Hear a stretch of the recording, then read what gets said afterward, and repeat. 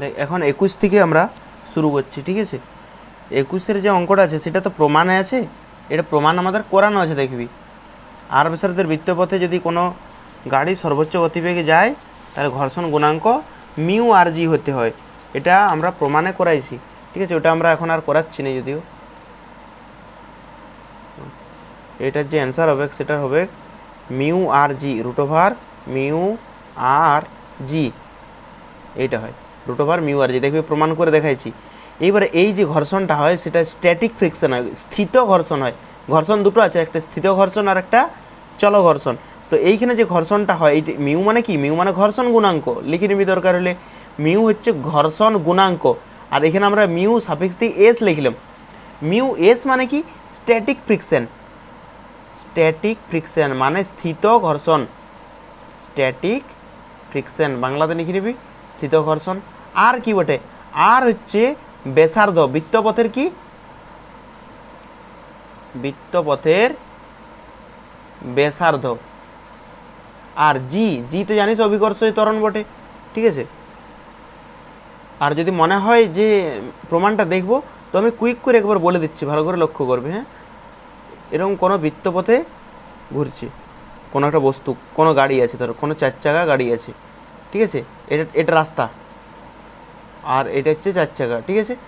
এই এই জায়গাতে ওজন কোন দিক ক্রিয়া করবে, ওজন সর্বদাই নিচ দিক ক্রিয়া করবে। পৃথিবীর কেন্দ্রের দিকে ওজন সর্বদাই নিচে ক্রিয়া করে, এমজি। আর উপর দিকে একটা অভিলম্ব বল ক্রিয়া করে, মনে আছে তো।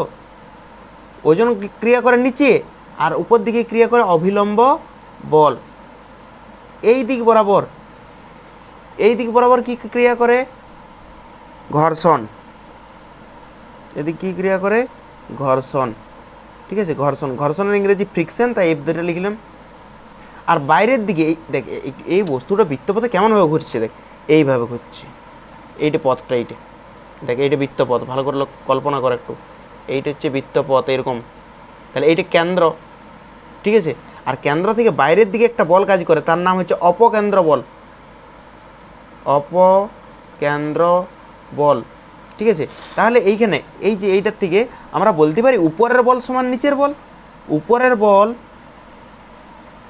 সমান নিচের বল। নিচে কোন বলটা কাজ করছে, এমজি, তাহলে এন সমান এমজি। আবার সেরকম একই রকমভাবে এই বস্তুটা ডান দিকের বল সমান বাম দিকের বল, ডান দিকের বল সমান বাম দিকের বল। ডান দিকে কি বল আছে, আমি লিখছি না ডান দিকের বল সমান বাম দিকের বল। ডান দিকে কোন বলটা আছে, এফ ফ্রিকশন, সমান বাম দিকের বল। বাম দিকে কি বল কাজ করছে, বাম দিকে কাজ করছে অপকেন্দ্র বল। আর অপকেন্দ্র বলের মানও হয় এম ভি স্কোয়ার বাই আর।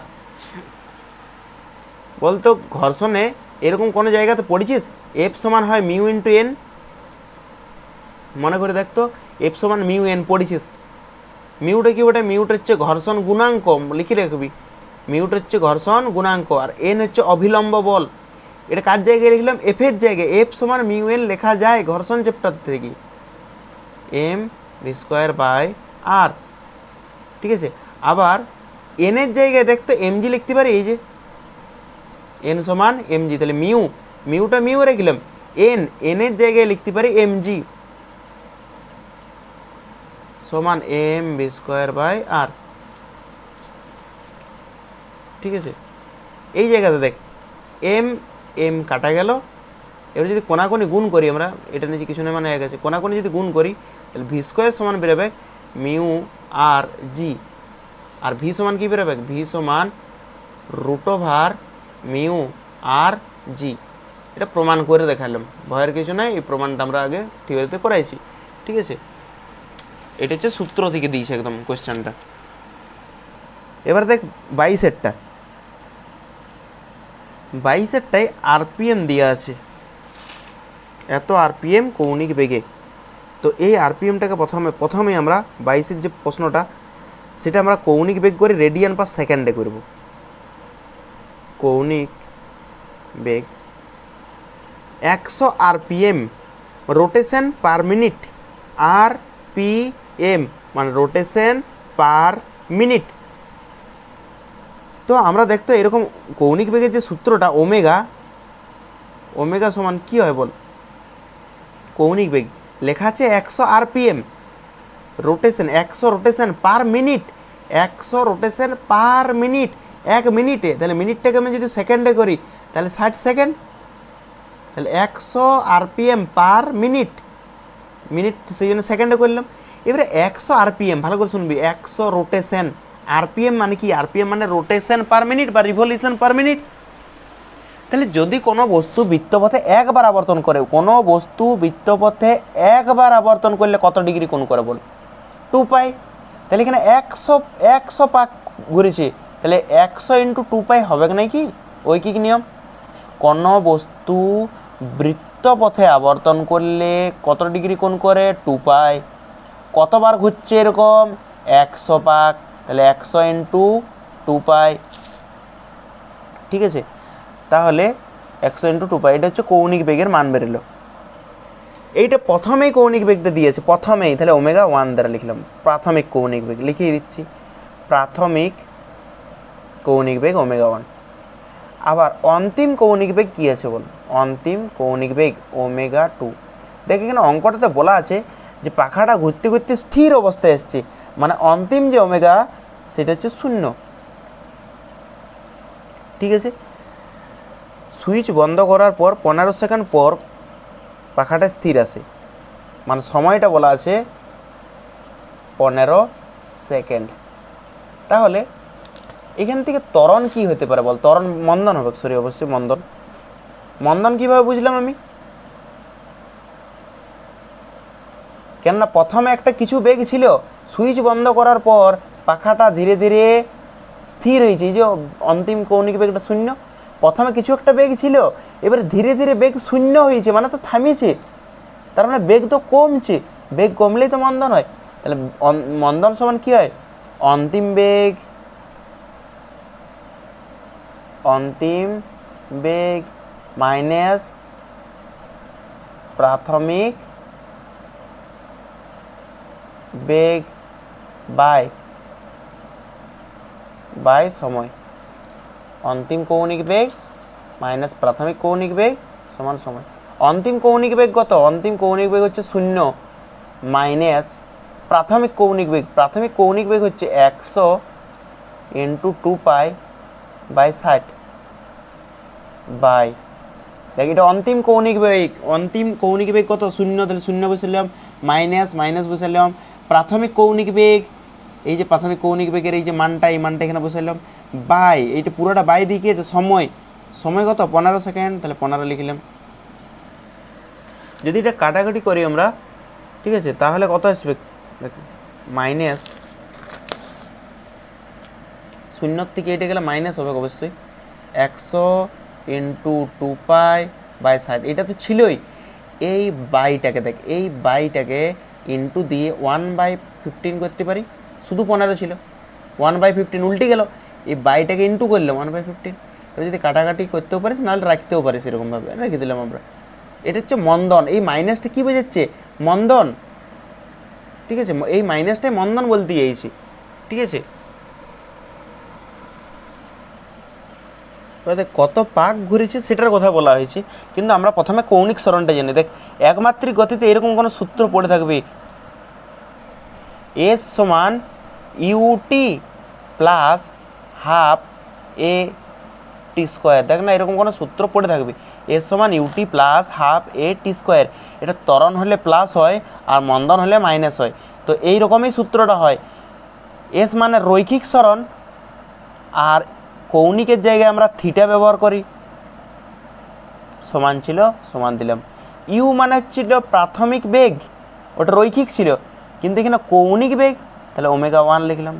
সময়টা তো সময়ই থাকবে, এখানে মন্দন হচ্ছে সেই জন্য মাইনাস লিখবো আমরা, হাফ ছিল হাফ লিখলাম।